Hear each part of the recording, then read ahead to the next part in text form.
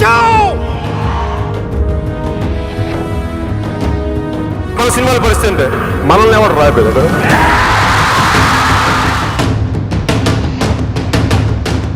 జనసేన తెలుగుదేశం కలిపి పోటీ చేయబోతున్న ఎన్నికల్లో భారతీయ జనతా పార్టీ దీనికి కలిసి వస్తుందని నేను సంపూర్ణంగా విశ్వసిస్తున్నాను, నమ్ముతున్నాను. అదే జరుగుతుంది.